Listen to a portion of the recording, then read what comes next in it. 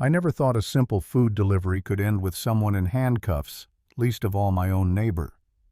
But that's exactly what happened when the president of our HOA, a woman named Sheila Watkins, decided that my takeout habits were a violation of community standards.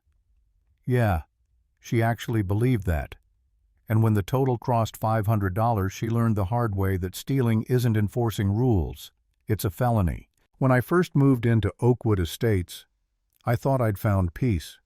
The lawns were perfect, the driveways spotless, every mailbox matched like they were cloned in a factory. It was the kind of place that looked like a commercial for suburban happiness, until you realized someone was policing every smile, every blade of grass, and apparently, every dinner. That someone was Sheila. Early 60s hair so highlighted it probably had its own Instagram account, always strutting around with a clipboard like she ran the White House. I work from home as a software developer, so food delivery is my lifeline. One night, after a brutal week of deadlines and energy drinks, I decided to treat myself. A ribeye from my favorite steakhouse.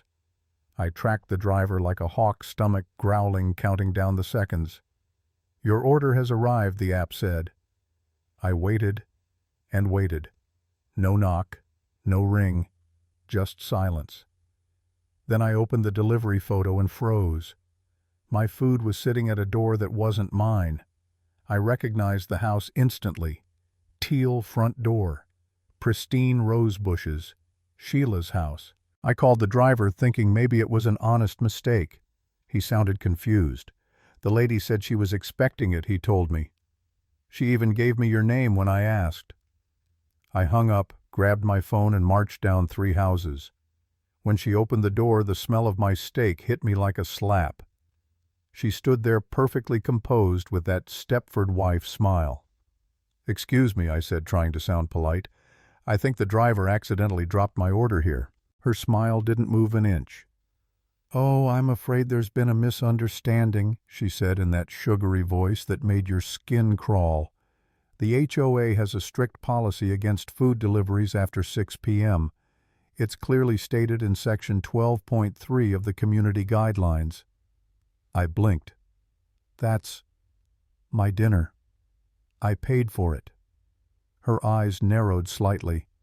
"And I've already disposed of it properly. Consider this a friendly first warning." Then she shut the door in my face. I stood there stunned, holding my phone like an idiot. My $75 steak was gone, swallowed by the HOA queen herself. I ended up ordering a pizza out of spite, but it didn't taste like victory. The next morning I found an official-looking envelope in my mailbox.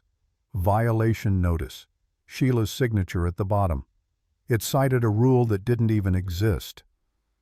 I emailed the HOA board to question it. The only reply I got was an automated message. So I let it go. Or at least I tried to. But Sheila wasn't finished.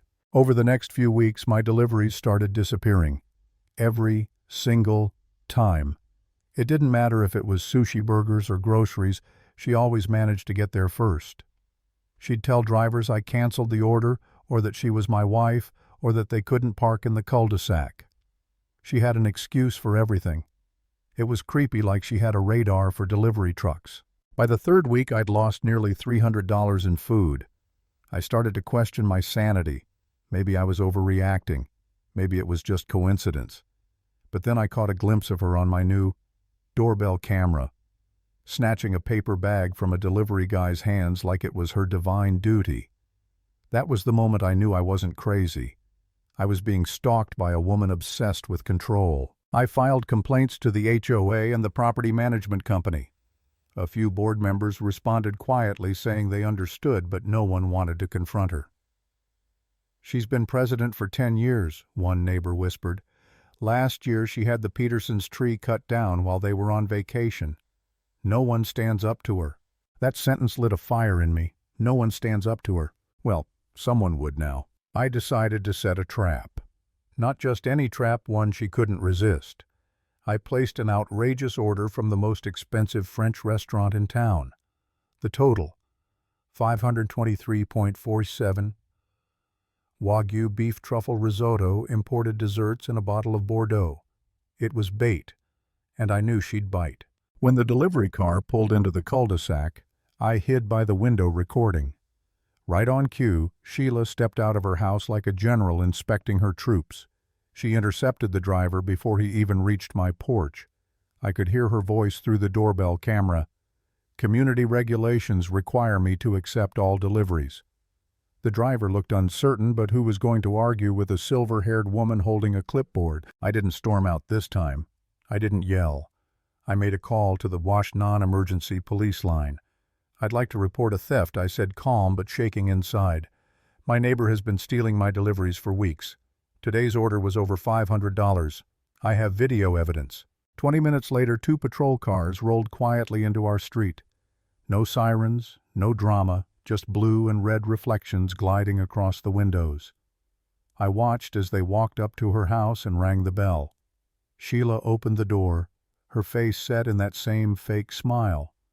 The moment she saw the uniforms, her expression curdled. She gestured wildly, pointing toward my house, probably ranting about her authority as HOA president. One of the officers eventually came over to me. "Sir," he said, "your neighbor claims she was enforcing community guidelines." I handed him my phone, scrolling through the bylaws. "There's no rule about food deliveries," I said, then opened my doorbell footage, every clip of her intercepting drivers, including tonight's. The officer's face hardened. "And the total value of today's order, $523.47. I said, showing him the digital receipt. He nodded slowly. "That makes it grand larceny." He turned back toward Sheila's house.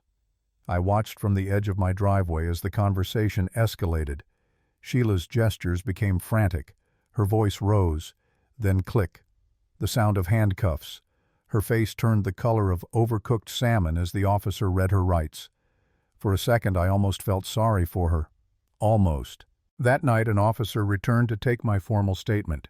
He told me she was being charged with grand larceny, a felony. "She says she was disposing of your food for health reasons," he said, barely hiding a smirk. "But we found your entire order in her fridge. The wine was still on the counter." The next evening, the neighborhood exploded. An emergency HOA meeting was called, and every resident showed up. Sheila's name was the only thing on the agenda.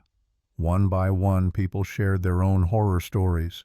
Fines for toys left outside, threats for mismatched curtains, a family forced to repaint their home because she didn't like the shade of blue. It was like a confession circle for survivors of HOA tyranny. When it was my turn, I didn't say a word. I just pressed play. The footage from my doorbell camera filled the screen. Sheila in her bathrobe and gardening gloves and her pearls, stealing bag after bag. The room fell silent. Then someone started clapping, and soon everyone joined. The board voted unanimously to remove her that night. For the first time, Oakwood Estates felt free. 2 days later, I heard a soft knock at my door. When I opened it, I barely recognized her. Sheila stood there, no makeup, hair, limp eyes, puffy. She clutched a designer purse like it was a lifeline. "My attorney says I need to make restitution," she said quietly, handing me a thick envelope. "This covers everything you lost, plus interest." I took it, nodded. "Thank you." She lingered, eyes glossy, trembling. "You don't understand," she whispered. "I've given everything to this community, my time, my reputation, and now I might lose my real estate license, my career, over this misunderstanding." Her voice cracked on the last word. For the first time, she didn't look powerful. She looked small, fragile, like a person who'd spent too long pretending she was in control. I sighed. "I never wanted this," I said. "I just wanted to eat my dinner in peace." She opened her mouth to speak, but then my phone chimed the cheerful sound of another delivery notification. I smiled faintly. "Excuse me," I said. "That's my lunch." I glanced at the screen. And this time, I think it'll actually make it to my door. Some people think power means control, but real power, it's knowing when to stop before you lose everything trying to prove you have it.